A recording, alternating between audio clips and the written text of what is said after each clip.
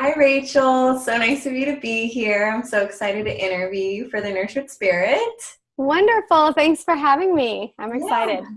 So I just want to jump right in and ask you, for those who aren't familiar with what a shaman is, can you describe what that means? And like one step further, what is a modern shaman? hmm So it's not that there's a one size fits all, that like all modern shamans are going to be like me and do what I do. But a shaman traditionally has been around for eons, has been around as long as the earth has been around, and there have been people on it to help heal utilizing the elements of the earth. So depending on what culture you're in, the interpretation of a shaman looks very different depending on that culture, and it has throughout time, be it way back when, and there were druid shamans, or there's shamans way over in Russia, and there's this very, it looks very different compared to kind of what we would look like. My family is Cherokee, so my history in terms of shamanism just in this lifetime comes from basically ceremonies and rituals and kind of an understanding of our connection to Mother Earth and Father Sky, and the balancing of those elementals within the physical body as well as the mental and spiritual body. And then modern, I kind of put my twist on that because I utilize my gifts as just a traditional psychic or someone who would connect to the other side. A shaman actually means a bridge to the unseen. And so that understanding is much broader than just a traditional psychic or a traditional medium or traditional healer. It includes all forms of connection from the other side. So I utilize so many different forms of healing and connection and higher guidance. So I just felt like it fit the best in terms of how I would describe what I do. Does that make sense? Yeah, completely. Can you go into a little bit describing what exactly you would do when someone is working with you? Like, what type of psychic abilities or gifts that do you possess? So it looks a little different with each client, but basically, if someone's going to have a session, we start out with their intention for sitting with me. Right. So because everyone comes to me for different reasons, and I do believe that clients are drawn, that are supposed to be in connection with me, there's a purpose there as well. And so I'm looking at them also like, okay, why did you come? What is this relevance for you? It's not that, again, it's not a one size fits all, Right. and we're not one size fits all people. We're just not like that. I mean, we don't fit into boxes, and as our experiences don't as well. So if someone was to come in, I would start with asking them, why did they come to see me? What's on their heart? What's on their mind? What's troubling them? Or what would they like clarity on? And then from there, I would kind of tune into my higher guidance as to how to help them best with all the different the tools that I have in my tool belt, so to speak. So if it's physical healing, as you know, physical healing also involves emotional, mental, spiritual. It's energy first. And so we look at those levels. And so a lot of times I would meld energy with them or go into their body, remote view, connect with them.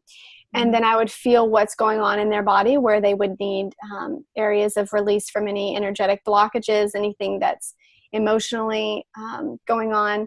And then I would ask higher guidance how to best release it. So sometimes that's physical, like shamanic work with the drum or the rattle and healing and pulling energy out. Sometimes that's physically talking to them about trauma that they've been holding on to, that I see within the body or I feel in certain places. Sometimes if they're sitting with me because of relational issues, we may go into another person's body that they're in a relationship with, or a boss that they're trying to have a conversation with, and do the same thing. Look at any sort of energy that's there that needs, communication, or helps with understanding what's going on in that situation. And then there's also just the traditional type of like looking towards future events and probabilities for what I see. If they would like to know kind of what's going to happen if they make certain choices in their life, I can tune into that and just view higher guidance with that and tell them what I see in terms of opportunities there, or past loved ones, or angels, or any type of higher guidance. Really, once I'm connected at that level, I can just share whatever feels like is relevant for them. So it looks totally different. Like, it's funny because I'll have some clients come to me and have a really profound session, and they'll tell someone else about it, and then they will come and their session will be totally different and completely unique, but totally relevant for them. Do you feel like your clients have to show up and be open in order to have like a better, more in-depth experience with the work that you do? Yeah, that's a great question and point. And yes. I do believe that all healing is self-healing. And we talk about that a lot of times at the beginning of the session too, just for me to get permission to engage and connect at that level. I always ask permission before I go into people's bodies, but I always ask if they're ready to receive also, because there is that level that, you can have the same conversation with two people, and it can be life-changing for them, and the other one can just toss it like, ain't no big thing. I'm still going to hold on to my issue, or whatever it may be, if they have their identity really wrapped up in an issue and they want to heal it, but then there's a sense of still holding on. So it's always, just like you said, there always has to be that level of receptivity and openness. Right.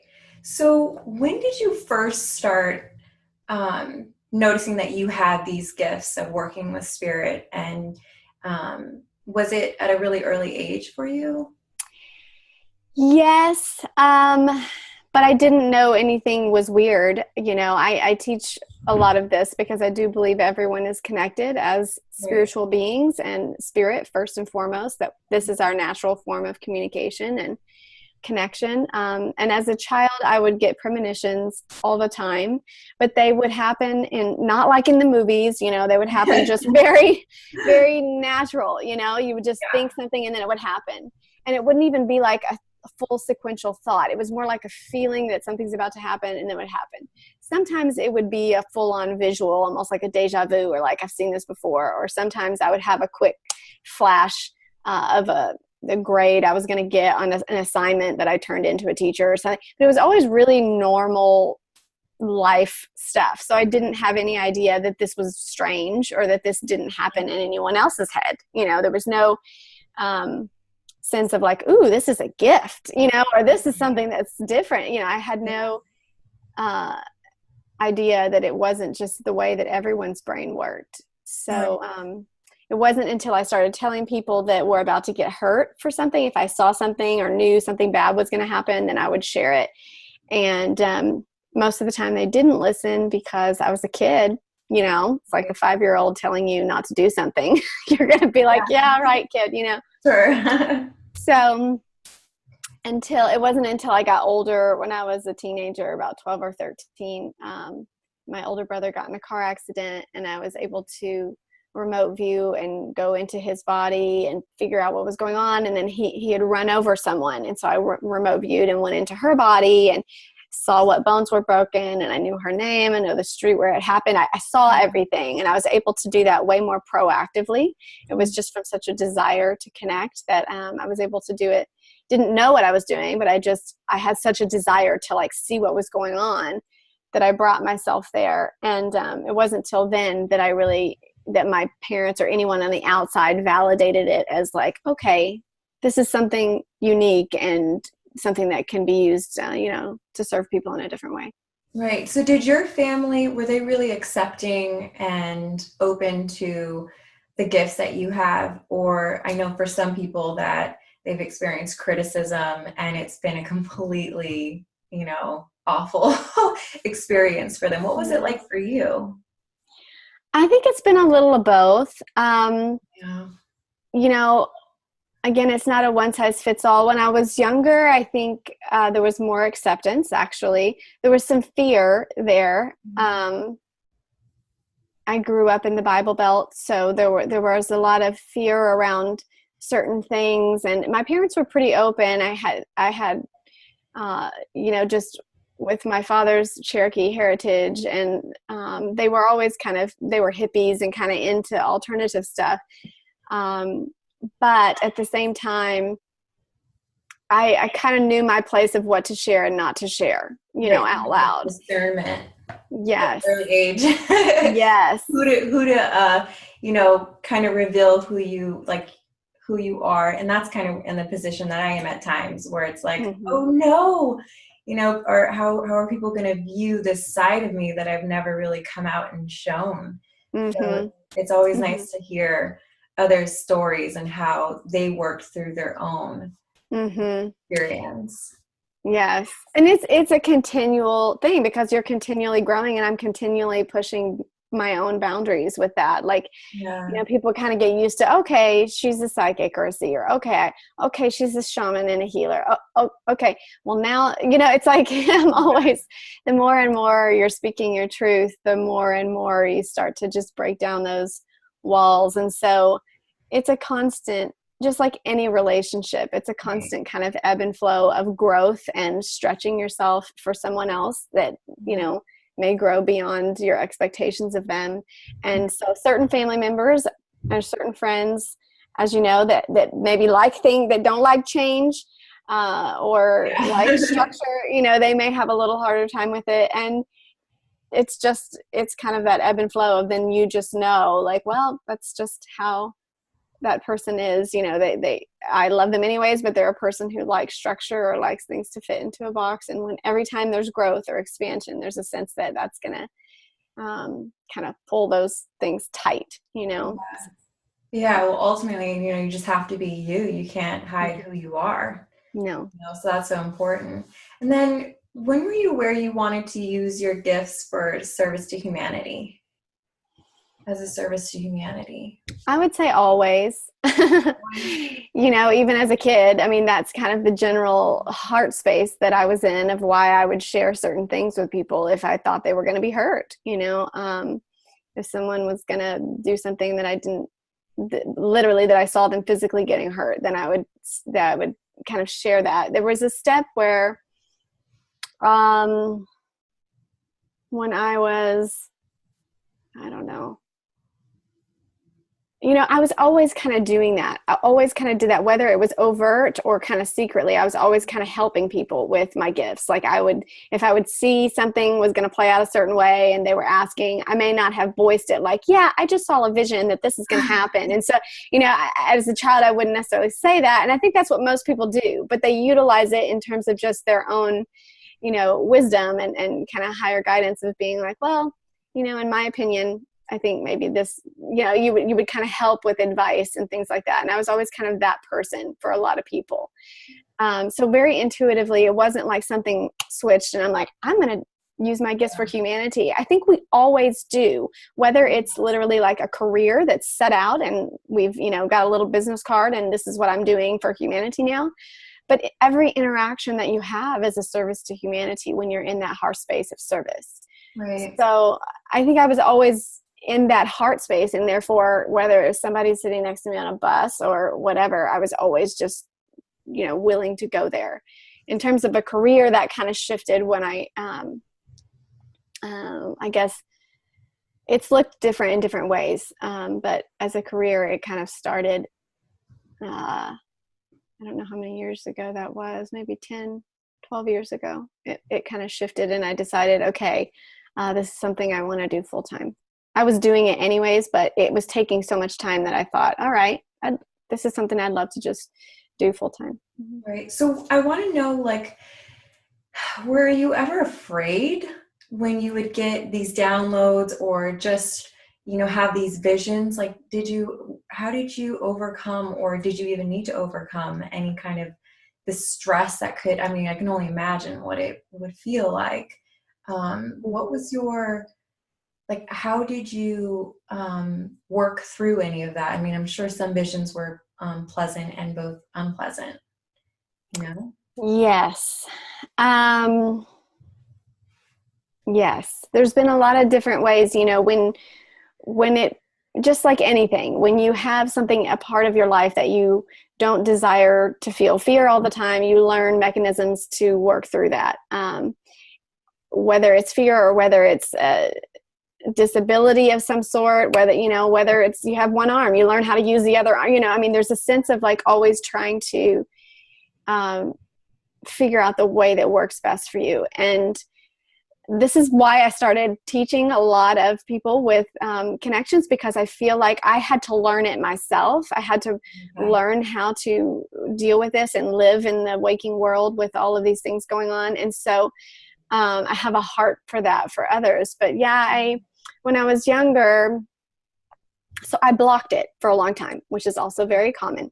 When people stopped listening, I started getting mad and frustrated, and very unconsciously just said, I don't want to get these visions anymore. I don't want to have this information if no one's going to listen, or I don't, I was that energy of frustration. So I blocked it for about five, maybe even longer than that, years. I'm bad with time. Timelines are totally overlapping for me. So when I look back at my life, I'm like, I don't even know. But there was a while where I blocked it. And then when I finally did want to open it back up and started opening that back up, I was in an energy where I was like, just bring it on. You know what I mean? Bring it all back. I want it all back. And then it just flooded in. So then I got all of these, this sense of fear, or this sense of not having control over it. Right.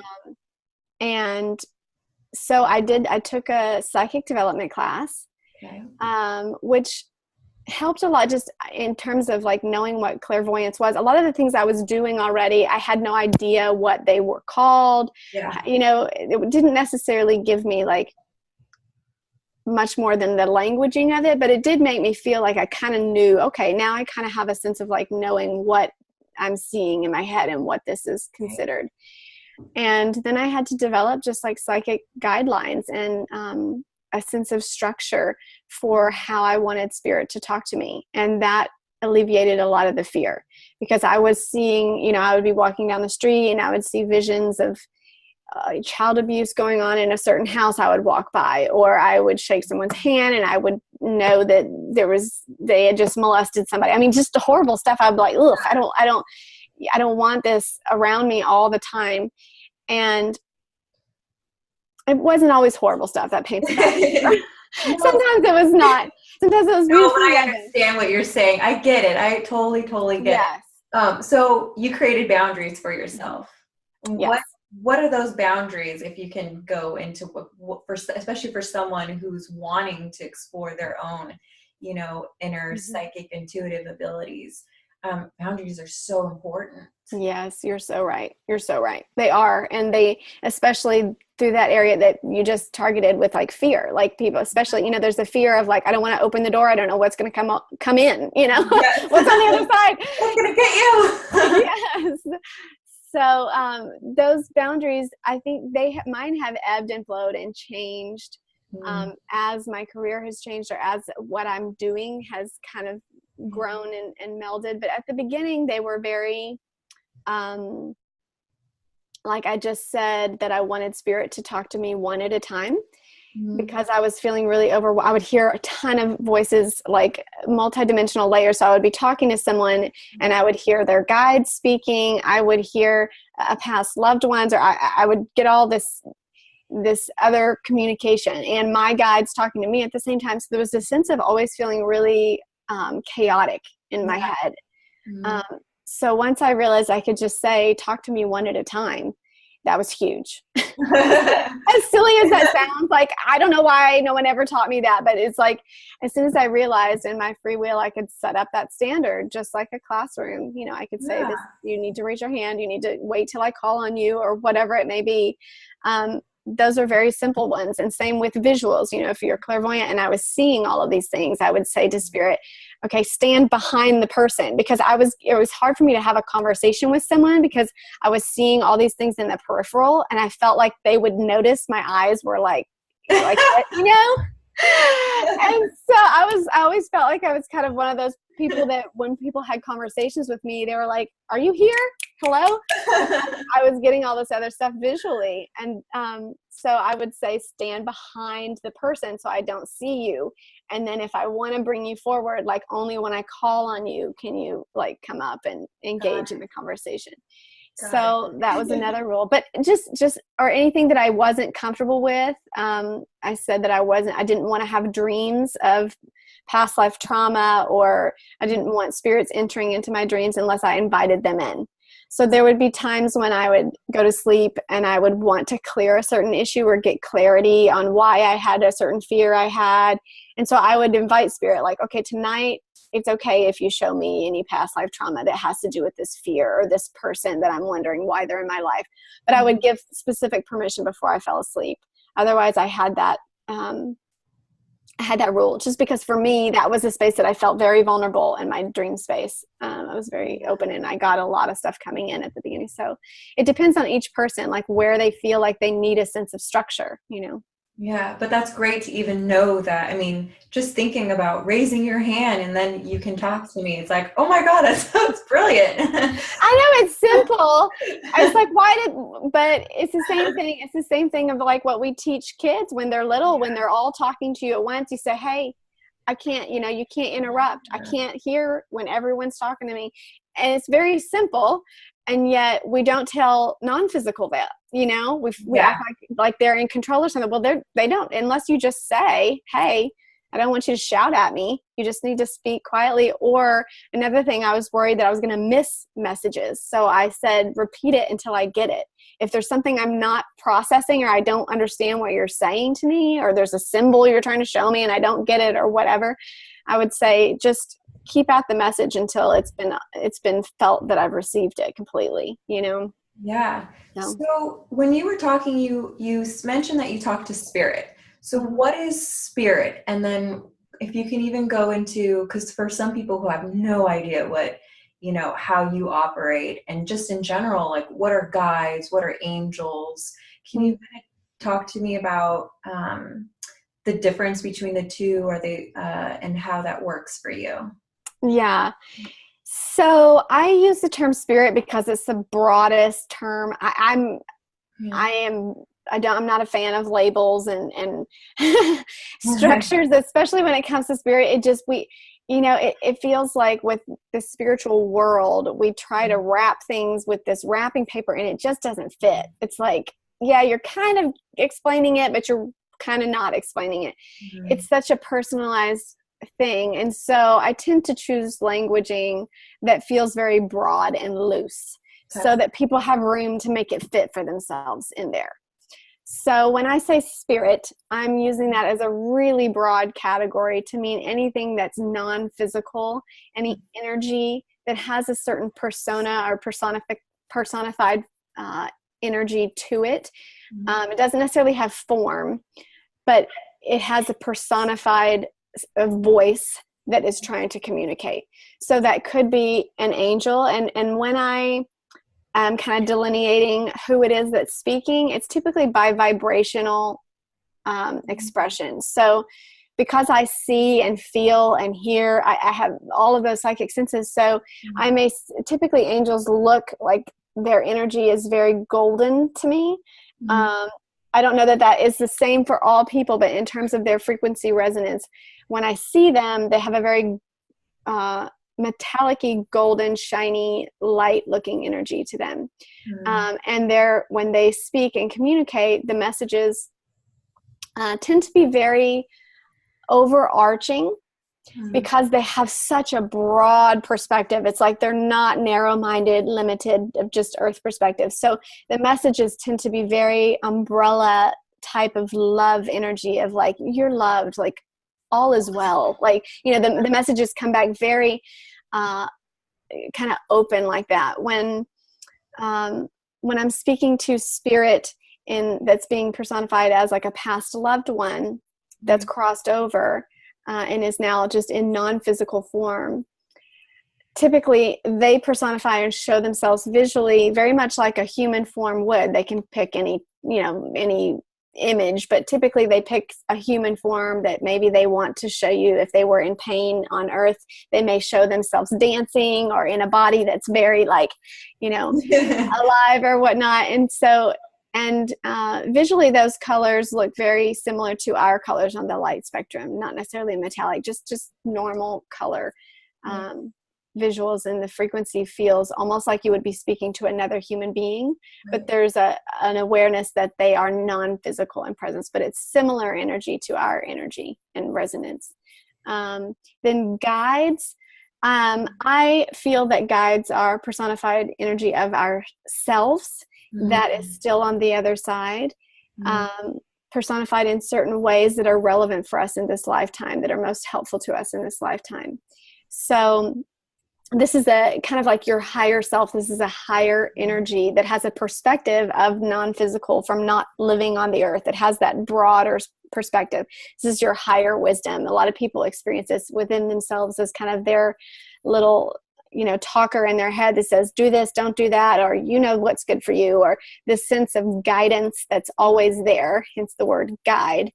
But it's given from a higher perspective that seems wiser. And when we start listening, we notice that is pretty smart. That is pretty wise. I don't know that my everyday self would have come up with that. And yet from that perspective of spirit, it's that non-physical energy of the self that has a broader, more overarching understanding of the situation. So I think you kind of answered my next question, but do you think that, or do you believe that everyone has guides, a spirit, angels working with them and we're just not aware? Or Yes. Yeah. Yes, for sure. For sure. I think, when you start to really talk to people, I think most people, and maybe it's just the circles I run in, but most people have had experiences where they have felt non-physical energy, where they have felt a presence of of a non-physical being, whether it's as a kid and they're walking down a hallway and they're like, there's somebody here. I know it. And although they know there's not someone there, they know there is an energy present. Yes. And so there is a sense of like, I think people at one point or another in their life have all experienced some sense of, angels or guides or loved ones that are on the other side, that are present in their life, that are there, that are working with them, that make themselves known or felt in some way, shape, or form. Some people, because of fear or because of other reasons, may not ever choose to engage in that or like talk to them or turn around and go, who's there? Right. Yeah. But it doesn't mean they haven't really felt it. And it's been my experience that most people, if you really ask, have had some type of awareness of, yeah, I do feel like there's something going on. And there's energies that are there that are non-physical, that are with me. Yeah. What would you say for someone that really wants to deepen their awareness or their relationship with spirit? Like, how would they go about doing something like that? Just like, what would you recommend, like a meditation or just getting quiet and listening to your body a little bit more? How would you say? Yes. You know all of it. Yeah. Meditation is huge because it quiets you enough to listen. And a lot of times we've got so much chatter from our outside world going on, the to-do list, the requirements of our day-to-day life, that moving ourselves into a space of stillness kind of opens that door of, all right, I'm ready to listen. I'm ready to pay attention to more than just the physical world that's around me. I'm ready to pay attention to the non-physical world. And so it kind of gives us that permission slip to engage. And I feel like it's almost like it turns a little light switch on for the other side, like, ooh, here they are, they're ready. Let's start, that engaging.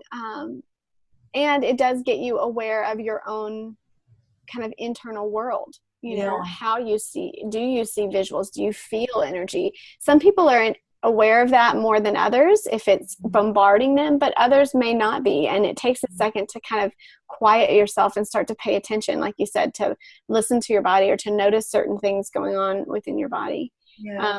Obviously, I teach classes on it, so people can always like connect with me if they're interested, like sincerely interested in it.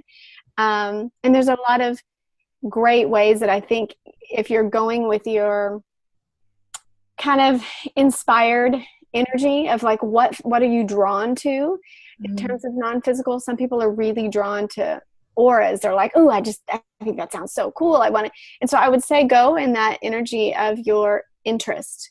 Yeah. and let yourself play in that way to where it's not scary, to where it's just curious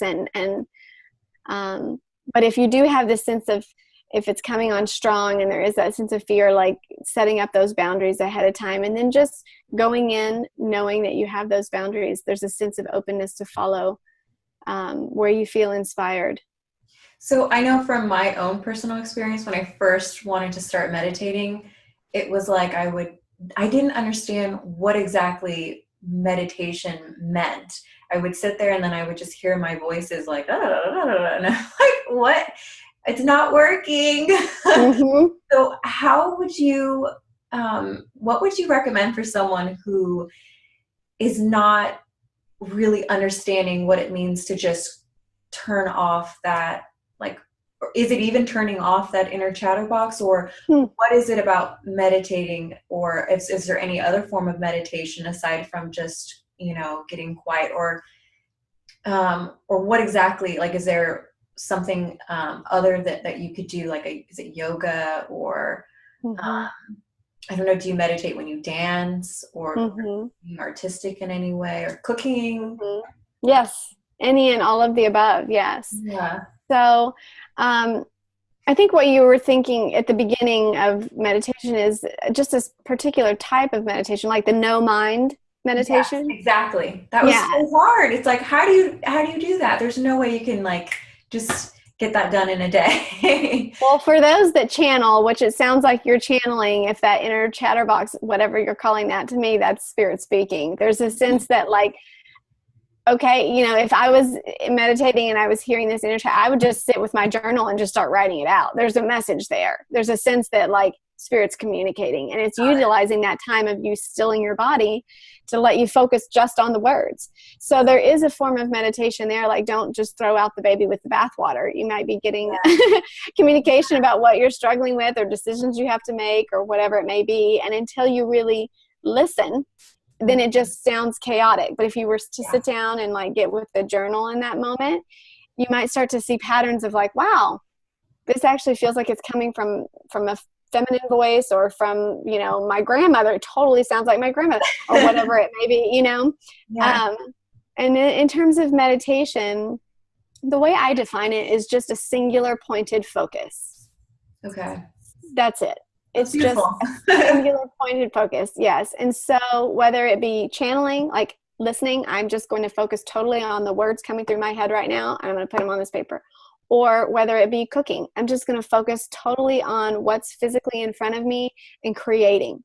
Mm-hmm. Or whether it be the no mind, I'm going to focus on the space of nothingness. It's still a thing. It's a nothingness thing, whatever it may be. Or a guided meditation, which is just utilizing your imagination, your third eye, to guide you through some sort of visual where you're so encompassed in this story or this visual that you lose a sense of self. You are completely in a pointed focus of that moment.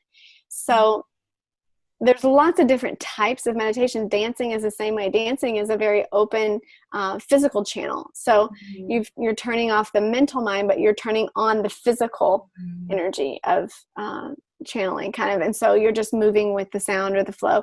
So there's lots. And I would say, just again, to go with what feels inspired to you. A lot of people meditate when they're walking in nature, when they're walking their dog, when they're, it just moves them into a space of present pointed focus where all they're thinking about is, like, exactly what they're doing. They're not all over the place.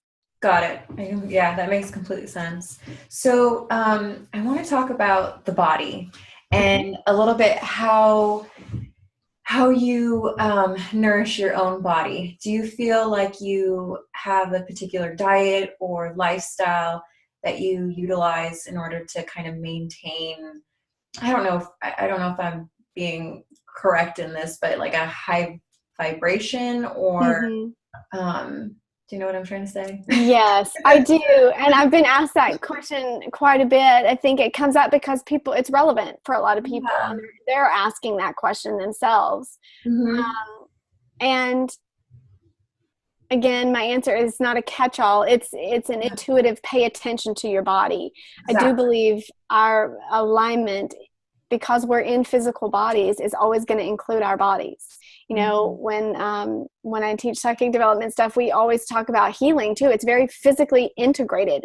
And when you're getting information from spirit, or when you're not listening to things that are coming through, it physically can change and alter your body. It can create disharmony or dis-ease, or it can create this big onslaught of energy that sometimes people get headaches. So there's a sense of like always having, they're integrated. You can't separate them out.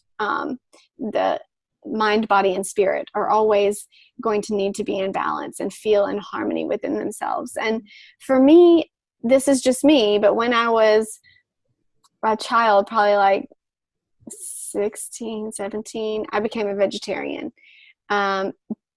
Because at that time I read a book about how we could solve world hunger by using those fields to grow grain and feed humanity grain instead of feeding our animals and then eating the animals. So there was this sense in me that I thought, well, I can't stop that structure or that, whole business, but I can just not do it myself. So I had this real, sense of strength in that. That's why I did it, to like solve world hunger in my own sense of alignment with myself.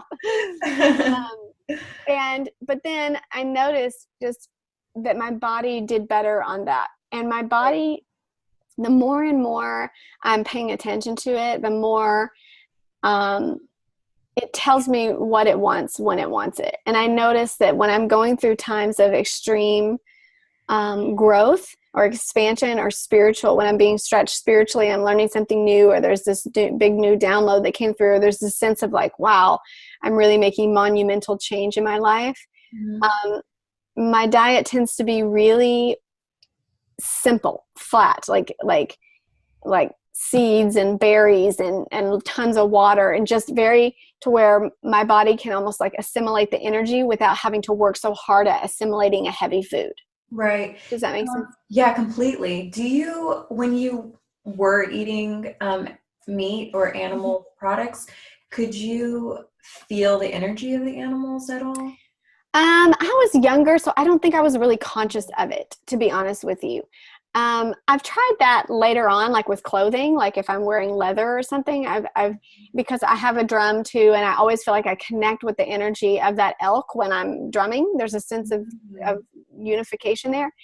But I don't know that I was conscious of that as a child, when I was younger. So I'm just being totally honest. I probably could have, but I didn't, at the time. Yeah. I wasn't there in my cognition.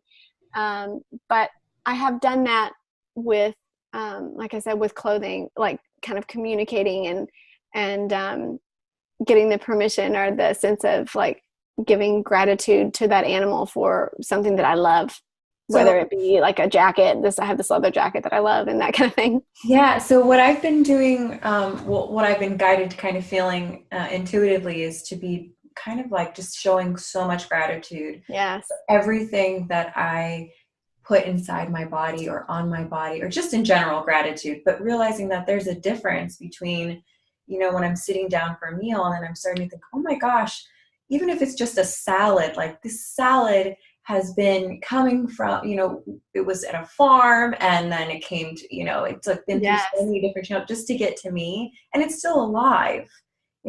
Still alive. So is there a way to, I love that, raise the vibration of your food before you eat it, or bless it, or just how would you do that? Yes, and you're saying it exactly.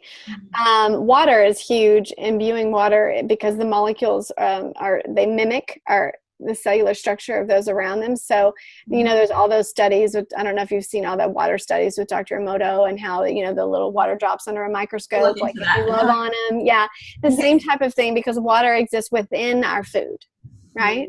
Yeah. So essentially, just in terms of a scientific level, that's how you would imbue it with a sense of love or higher vibrational energy. And by vibrational, also, this stuff has been studied in terms of like high vibrational just means there's a frequency, there's a measurement to it. You can put a little frequency dial on people, you can plug them up when they're feeling a certain energy, like joy or laughter or whatever. And there's been tons of studies done on this. And that's why we get those little I don't know if you've ever seen those charts that have like the smiley faces and they have the frequency associated with each emotion. Oh no, I haven't seen So it. it's a vibrate, frequency is just the measurement of vibration. So there are literally like scientific measurements taken on the frequencies that we're in at certain times. So high vibe, we're high vibing it, right? When we're happy and whatnot. And water is it mimics the vibration or the molecules around it. So when it's kind of like a big speaker or something, it kind of shakes like this, and then everything around it, if you were to put a piece of paper right on top of it, it would shake in the same level of mimicking it. So water does the same thing. So blessing it or holding a vibration while you're holding that, glass of water, or whether you're holding that lettuce that has water within it, or the carrot that used water to grow, whatever it may be. Anything really that has an aspect of water within it can be, I guess, imbued with that high vibrational energy before you absorb it into the body. And do you just do that with your intention? Do you just, Yes. okay. Yes, you feel it. It's not just the mental, when people say intention, it's not just, you have to feel it. And by feeling it, I mean like you hit that marker kind of where it's like, whenever you hear someone and they speak something and it's true, you're like, yeah, you feel that. You know what I'm saying? It's like, or whenever you're saying something and you're in total alignment with it, you're like, I know this to be true. I don't care if it makes sense to anybody else. I know it. That's the feeling of intention that I'm talking about. That's the feeling of alignment with your words and your thoughts. It's like the fullness of your being is in alignment with what you're thinking and feeling and saying. So get yourself to that place where you really freaking feel it. You mean what you're saying, and even if it's just a quick snippet of blessing or joy, if you have a memory trigger that feels like such a space, it's like that's the highest, happiest moment you can imagine of yourself. You can always just think of that little memory trigger when you're holding right before you eat. Like get yourself into that, like, man, that was so freaking juicy, beautiful, and then you eat it.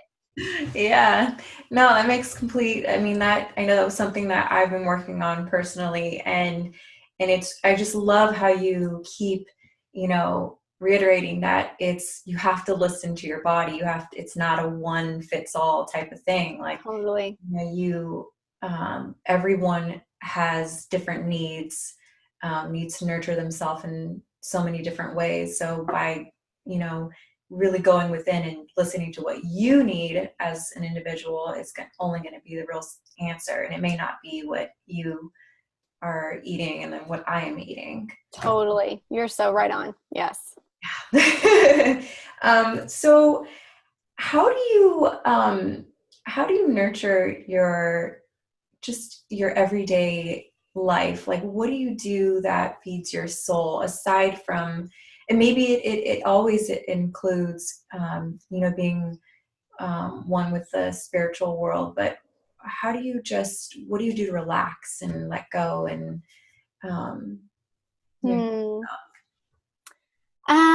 it's different at different times. I have my personal practice or like things that make me feel like I'm in my best vibrational state. Like,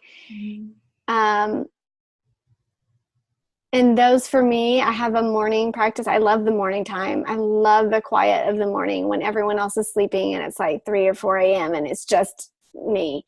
So I'm not a night owl. I go to sleep early and I wake up early in the morning, and I love that time. And it's like my little sacred special time because, I have 3 kids. I have a full, working job. So there's a sense that like, that's my little sacred nurturing time for me in the morning. And typically I meditate and channel. I get something that inspires me, whether it's a book or watching some sort of YouTube video of some speaker or, a piece of art or dancing, whatever it may be, something that feels inspiring.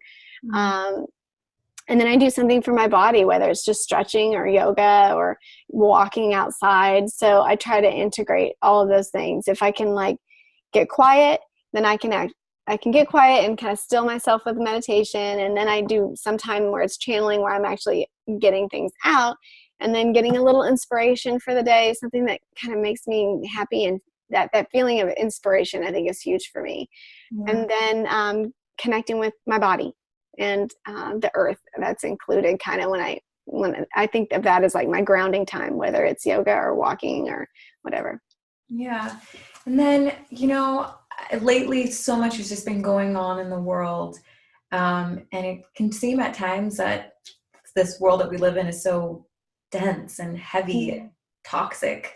So Mm-hmm. what do you do to, I don't know, I guess, still maintain this, a level of like love in your heart, or Mm-hmm. just compassion, or how do you view all of that heaviness that goes on? Well, I try to minimize it. Like, I don't have a TV. I don't engage in that stuff. And not that I would rather create a world without that. So if I have a choice of whether or not I get to turn it on or tune into it, I don't.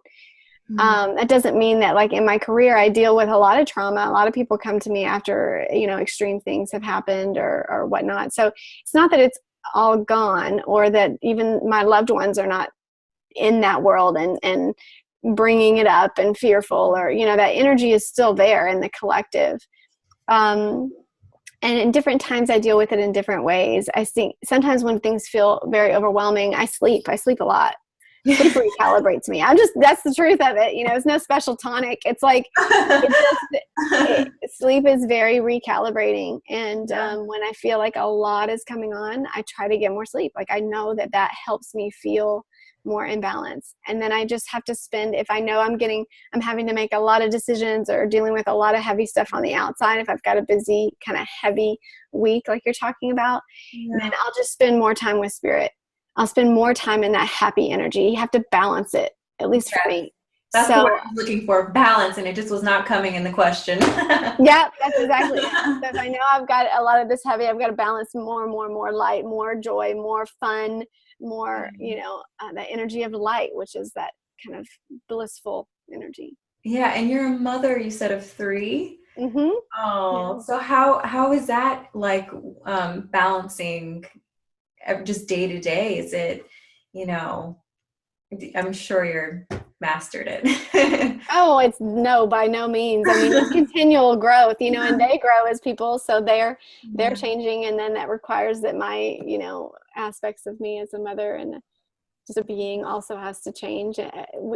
Everything ebbs and flows, but and it looks different at different times. Like, that's why I have my time in the morning at 6 a.m. They're on, and I'm full on mommy until they go to school, and so I just try to be very present with everyone when I'm with them. That includes my children. That includes, like, when I'm in session, I'm just totally focused and thinking about that person. And I've set that intention that I have a very clear energetic connection, and they feel that I'm just connected with them. And so then I just work out my schedule to where, when I pick them up, like, my work day ends when I pick them up from school, and then I'm mom.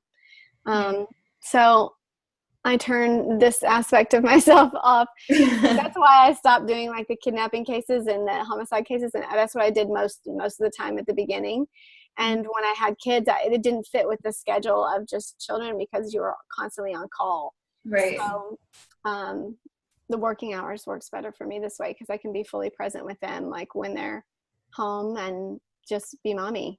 Yeah. Well, thank you so much for taking the time out to do this interview with the Nurtured Spirit. And I loved it. yeah. And so tell me real quick, what is the best way to get a hold of you if someone wants to work with you? How would they reach you? So my website is just themodernshaman.net. And that's the best way. It's like the hub of all the stuff. So I have that YouTube channel, and a lot of people connect with me that way, but there's a link to it on the website. I have Facebook community and do those Facebook live feeds, but there's a link to it on the website. And then all my workshops and traveling events, they're also on the website. So themodernshaman.net, there's a contact form on there too if people want to have sessions. So there's really, if they go there, they can find me in a lot of different ways that are connected there. It's like the hub. And you mentioned also that you offer classes as well. Yes. Yes, which is, I'm starting back up next month with another beginner session. So I do beginner, intermediate, and advanced psychic development and multidimensional integration is what I call it, because it also goes into shamanic healing and energy work and auras and all sorts of things. We touch on all of it. So that being said, yeah, I start every month. I try and teach one workshop. It's a weekend long workshop, and they can do them online as well as in person. So that's been really, really great for a lot of people, is that they can tune in live online. Awesome. Yeah. Thank you again, Rachel. Of course. Thank you. To you.